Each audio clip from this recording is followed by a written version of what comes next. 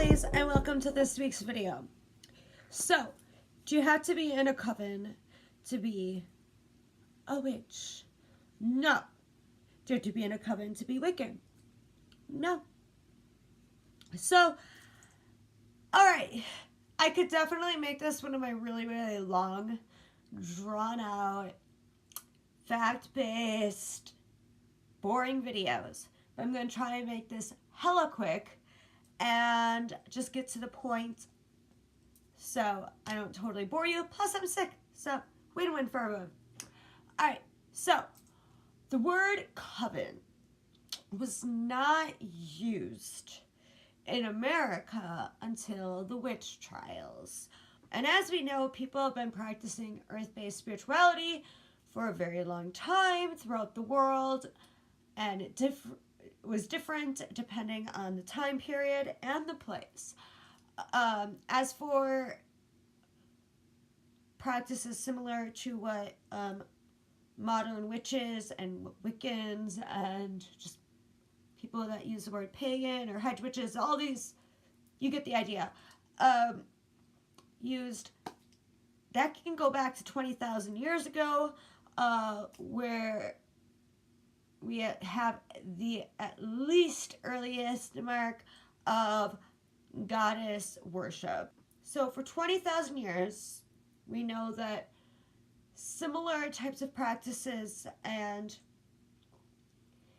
magic and worship has been used, but the word coven was not used until the witch trials, at least in America. More properly, it wasn't given a theory of what a coven was until English Egyptologist Margaret Murray wrote in 1921 that a coven consists of 12 witches and a devil as their leader. In her work, The Witch Cult in Western Europe. And then she also mentions that within pre-Christian witchcraft traditions, there'd be a maximum of 13 dancers within a 9-foot circle. So that gave it a little more context than just these women are in a coven. I'm not saying that organizations and groups did not exist pre this idea of the word coven, or Wicca, where covens actually started to become used as the term coined with an actual structure. According to Marie's work, she claims that each member of the coven had a special skill set of magic that they used, which were mainly negative, but not all. There was like producing illness upon people, seduction, creating storms and other natural disasters, bewitching agriculture produce, things of that nature. And then within the 1920s and the 1930s, Montego Summers, who was a Roman Catholic and very well-known writer on that subject of witchcraft, also talked more about covens and what they looked like and what they did. And then again in 1952 in Pennythorne Hughes' work Witchcraft, they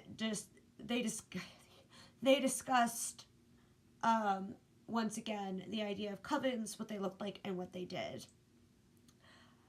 Of course, folks were using the term coven then to say that people were doing such activity, and then in a sense when Wicca was created, they took that word, in a sense you could say, to reclaim it and to re-own it. Of course, again, there were organizations, there were people coming together for rituals, for Sabbats, for celebrations, for just spell casting, etc. From the dawn of goddess worship, even 20,000 years ago, at least. I mean, that's what the records show. But the word coven was not what was the term used. Again, I'm trying to make sure I don't go too much into this historical dry stuff that I do. I'm just trying to tell you that you don't need to stress if you're in a coven or not, because it is a newer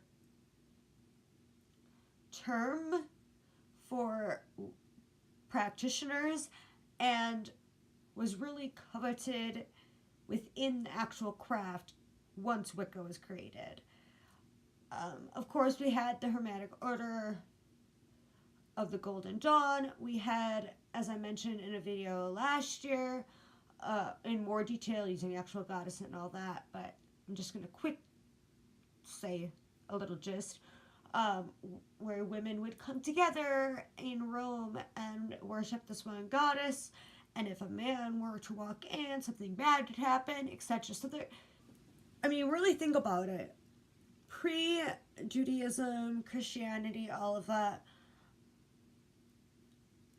earth-based spiritualities, whether it be worshiping in the Celtic areas, the Roman gods, the Greek gods, the Norse gods, etc., Native American tribes, all these various things, Hindu, Buddhism, all this, you have to remember that everyone in those areas pretty much believed that kind of stuff. So it was a community belief system. People didn't really have to go into hiding and get together to practice if they wanted to practice with someone else and work together. People didn't have to do underground orders and organizations. You would go to a hedge witch, wise woman, healer in Europe if you had an ailment. I mean, these were just normal things. So the idea and the necessity of a group like a coven wasn't really something that occurred or was just needed, as I just... Garner did put in the structure and the idea of a coven within Gardenian Wicca. Dianic Wicca also continued the coven. In the original Wicca coven, there was a high priest and a high priestess. In Dianic, it's just a high priestess because it's goddess worship only, which I'm going to be talking about Dianic Wicca and transphobia next video. And then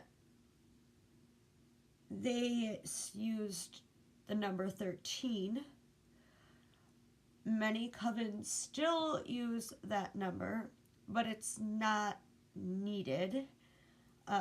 Druid craft and Druid and other types of pagan groups do have covens too. 13 is still, if you research, the number that they say is the best to have, but most people really don't necessarily follow that anymore. I'm not saying that it doesn't happen and it's not common. I'm just saying that a lot of newer covens don't really follow that. And then you see within the movie The Craft, which some witches really hate and some love. There is 4, so that represents the east, west, south, north, so that you have somebody at each one for the power to be garnished. Garnered. Ugh, I'm so sick. Garnered. And then after that movie came out, a lot of people were thinking, okay, well then we need one for each element. And then a lot of covens started doing that. And I think a lot of covens, from some of the stuff I've read, were already doing that, where they only could find enough people for that, and then they would just do for each element. Then there are people that think there needs to be 3.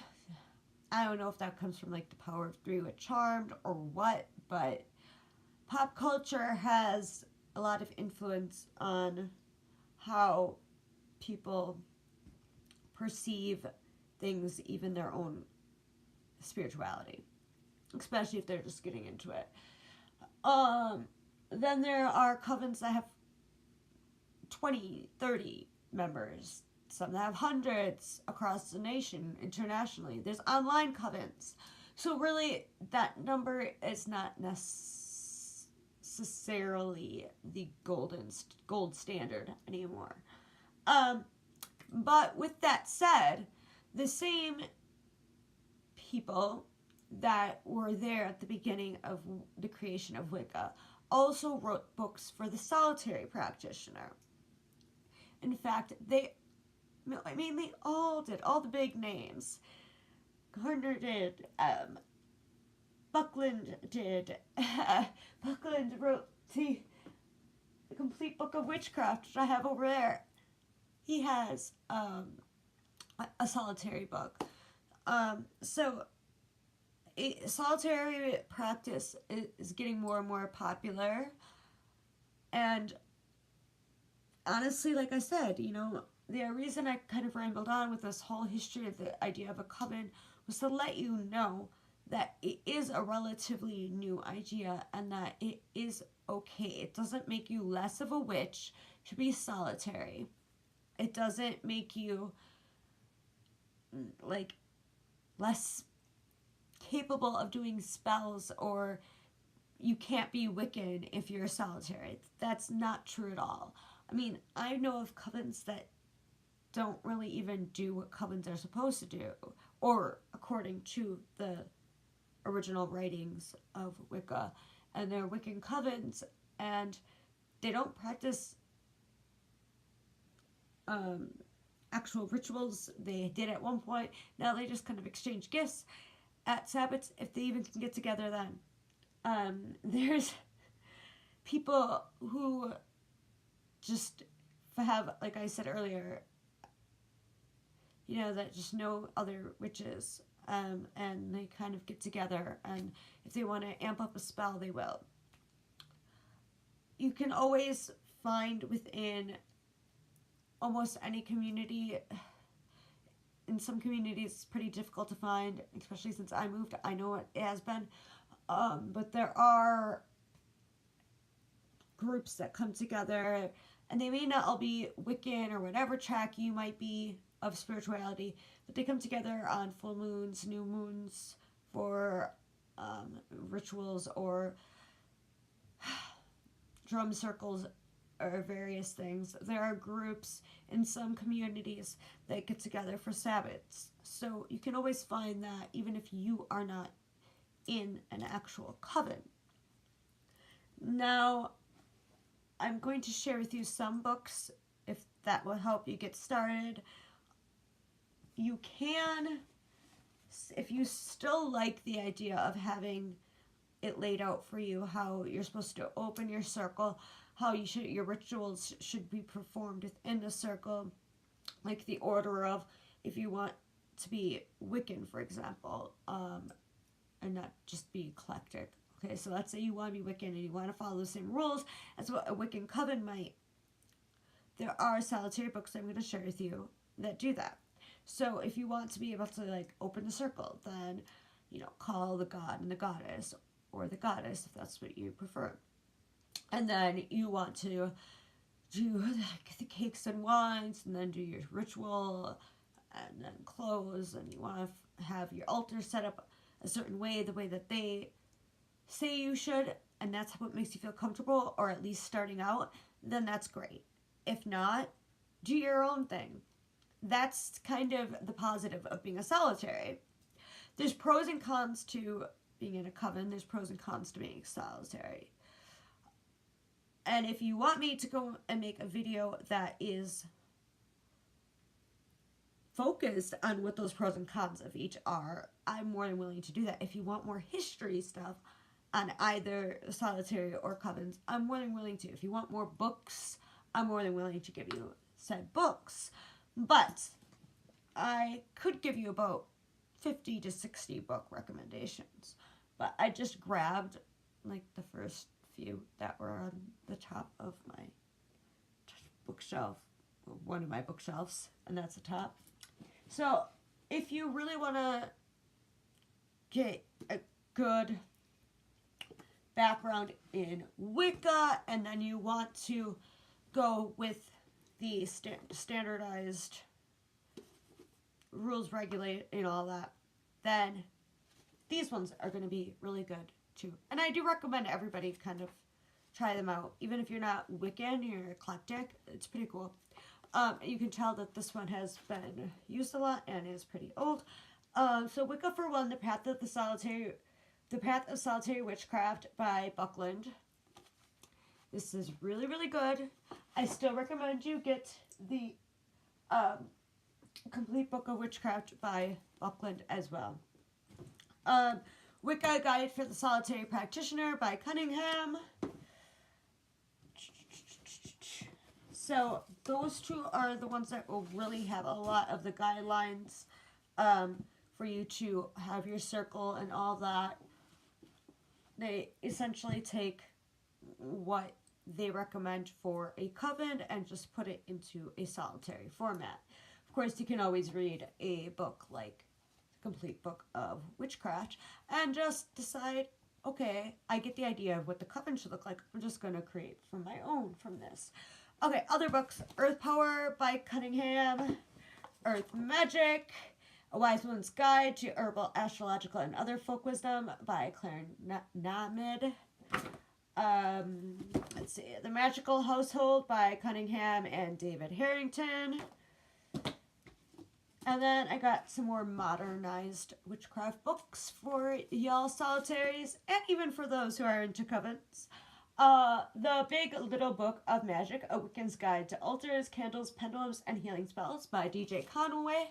I recommend a lot of DJ Conway stuff as well. Wikipedia, A Modern Day White Witch's Guide by Sean Robbins and Leanna Greenaway. It is a little different. It sounds like it wouldn't be legit, but it's pretty good because I just think it is. It's legit. Even if you think it sounds silly, it's legit. And then for people that want to get a little more extreme, I did do a review on this book, and I did mention that I did have a little problem with the cis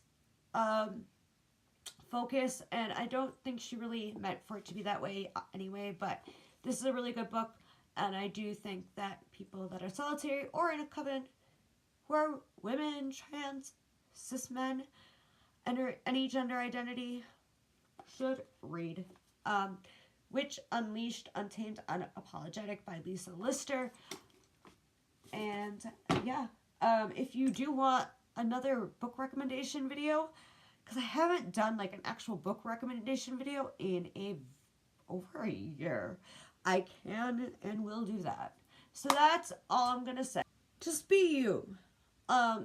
More and more people are being solitary, and remember too that people that are in covens, whether it's a traditional coven or a more modernized one, they do solitary work on their own as well.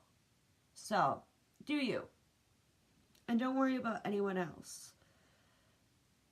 Your spirituality is for you, if that's how you want it to be. So that's all for today. I love you all, and blessed be. I'll see you next time for a Dianic Wicca Transphobia video. Can't wait for the response to that. Bye.